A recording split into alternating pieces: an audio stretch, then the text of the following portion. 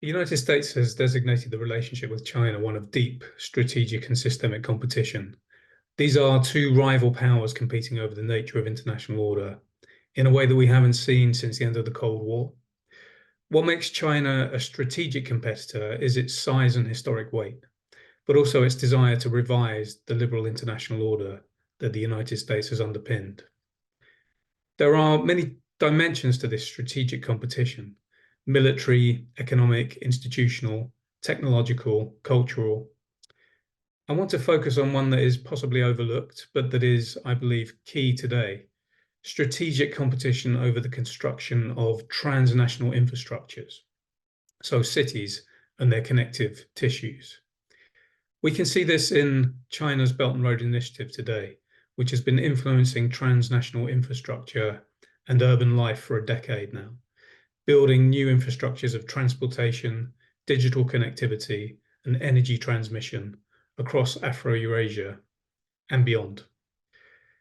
Associated with the historical Silk Roads, the BRI offers the material foundations for a long-term reworking of international society, with China at the core of an evolving set of economic and political relationships across these regions. It seeks to pull more and more states into its vision of a Sino-centric international society. As we move deeper into the 21st century, we can get a sense of how this strategic competition over infrastructure and urbanism will play out.